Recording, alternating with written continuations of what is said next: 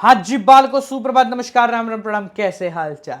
आज बात करें इंडियन इकोनॉमिक डेवलपमेंट के चैप्टर नंबर 1 की, यानी कि Indian economy at the eve of independence. तो चलिए शुरू करते हैं। सबसे पहले बात करते हैं कॉलोनियल रूल का मतलब क्या होता है। कॉलोनियल रूल का मतलब दो देशों के बीच में एक ऐसी साठगांठ जहां पर एक देश होगा राज करने वाला, दूसरी होगी उसकी कॉलोनी, और राज करने वाला देश कॉलोनी के ऊपर सारे के सारे अधिकार रखेगा और सारी पॉलिसीज बनाएगा। इंडिया भी ब्रिटिशर्स की कॉलोनी थी अमूमन 190 साल के लिए, यानी करीब 1757 से लेकर 1947 तक, जहां पर हमारी इकोनॉमी बन गई थी स्टेगनेंट इकोनॉमी, यानी कि वो इकोनॉमी जो कि अपने पाथ ऑफ डेवलपमेंट में बहुत धीरे है या फिर रुक चुकी है। अब बात करते हैं कि अलग अलग सेक्टर्स कैसे थे at the eve of independence. एक मिनट रुक जाओ। अगर आप ये वीडियो 15 या 16 मार्च के आसपास देख रहे हो तो आप लोगों के लिए खुशखबरी है। हम लोग आप लोगों के लिए कंप्लीट फ्री के अंदर ऑल इंडिया लेवल पे एक एमसीक्यू टेस्ट अरेंज करवा रहे हैं, जिसके अंदर बोर्ड एग्जाम में आने वाले हाईली एक्सपेक्टेड एमसीक्यू हो रहे होंगे। 20 हैं तो 20 के 20 करा रहे हैं। डिस्क्रिप्शन में उसका लिंक है, कंप्लीटली फ्री है, कोई भी आके कैसे भी आके देख सकता है। तो जाओ और पूरी डिटेल उसके अंदर आपको मिल जाएगी। अब आप इस वीडियो में कंटिन्यू कर सकते हैं। सबसे पहले बात करते हैं एग्रीकल्चर सेक्टर। तो एग्रीकल्चर सेक्टर में सबसे पहले जमींदारी सिस्टम, यानी कि लैंड टेन्योर सिस्टम आ चुका था, जहां पर हमारा जो फार्मर है उसका कोई अधिकार नहीं था जमीन पे। उसके ऊपर एक जमींदार था जो उससे लगान लिया करता था और ब्रिटिशर्स को ले जाकर दे देता था। पॉइंट नंबर 2, हमारे यहां पर एग्रीकल्चर का कमर्शियलाइजेशन हो चुका था, यानी कि पहले हम खाने के लिए उगाते थे, अब हम कमाने के लिए उगाने लग गए।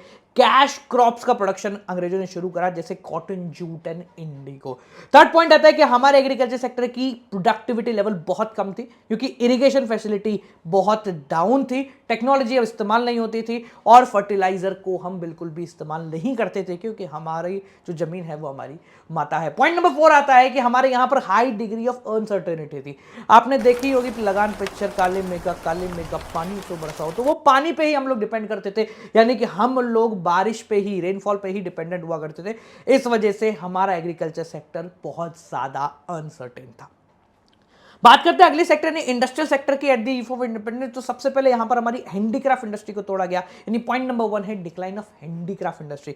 अंग्रेजों ने हमारी हैंडीक्राफ्ट इंडस्ट्री को तोड़ दिया और उनको यह कहा गया कि अगर आप इसके बदले कैश क्रॉप उगाते हो तो हम आपको बहुत ज्यादा पैसा देंगे, हैंडीक्राफ्ट सामान नहीं बिकने देंगे। पॉइंट नंबर 2, उन्होंने डिस्क्रिमिनेटरी टैरिफ पॉलिसी लॉन्च कर दी, यानी कि अगर वो चाहेंगे तो ब्रिटिश गुड्स ब्रिटेन में फ्री में ट्रेड होंगे, यानी कोई टैक्स नहीं लगेगा इंडिया टू ब्रिटेन। बट इसके अलावा अगर आप हैंडीक्राफ्ट प्रोडक्ट बनाते हैं तो आप लोगों को 2 गुना, 3 गुना, 10 गुना ज्यादा टैक्स वसूलना पड़ेगा, और इस वजह से बाहर मार्केट में रेट इसकी बहुत बढ़ गई और हर व्यक्ति इसको नहीं खरीद पाता था।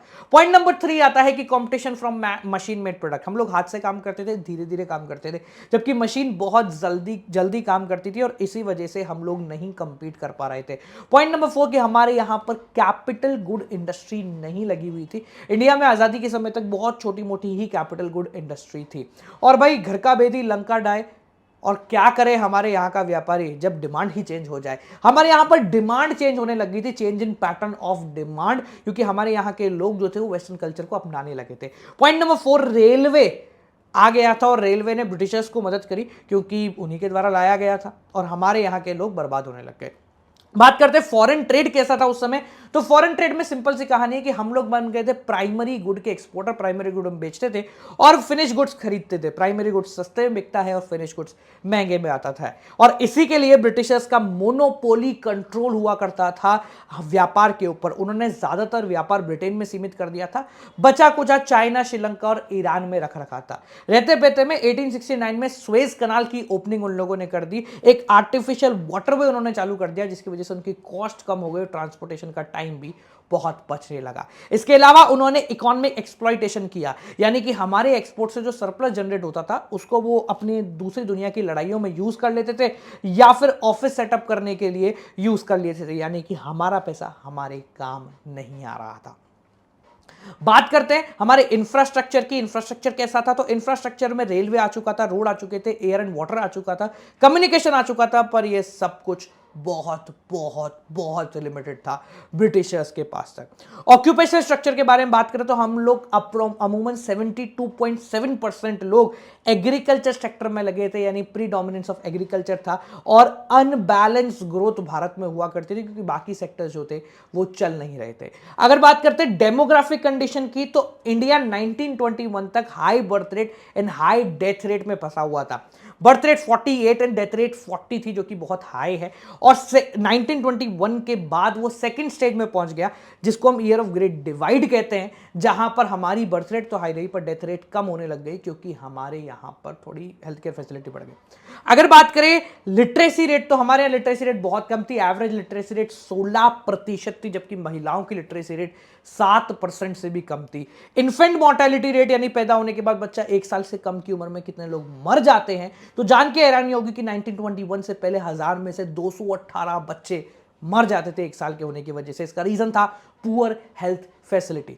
अगर लाइफ एक्सपेक्टेंसी के बारे में बात करते तो हमारे यहां 1921 से पहले लाइफ एक्सपेक्टेंसी 32 साल थी, यानी 32 साल का होकर एक व्यक्ति मर जाता था। जबकि अगर अभी की बात करें तो अमूमन 69.7 ईयर्स के आसपास चल रही है। देखो, ऐसा नहीं है कि हर चीज में नुकसान है, फायदा भी होता है। ब्रिटिशर्स के आने से बहुत सारा फायदा भी हमें मिला।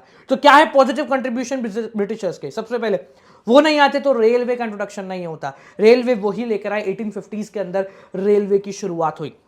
सेकेंड पॉइंट, उन्होंने ये समझाया कि कमर्शियलाइजेशन एग्रीकल्चर का किया जा सकता है, एग्रीकल्चर से पैसा बनाया जा सकता है, कैश क्रॉप का मतलब समझाया।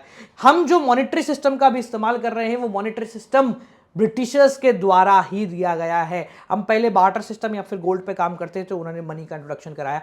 और कमाल की बात यह है कि हम जो एडमिनिस्ट्रेशन चला रहे हैं, वो भी उन्हीं के प्रेरणा स्वरूप लिया गया है, यानी कि हमारा जो पूरा का पूरा स्ट्रक्चर है इंडियन इकोनॉमी का, वो भी वहीं से लिया गया है। तो हर चीज के दो सिक्के हैं, पॉजिटिव नेगेटिव। आपको कौन सा सिक्का समझ में आया, ये आप बताना। हमारा चैप्टर समाप्त हो चुका है, मिलते हैं आप लोगों से अगली वीडियो के साथ। थोड़ी सी बड़ी हो गई होगी वीडियो, कोई दिक्कत की बात नहीं, चैप्टर बहुत बड़ा था।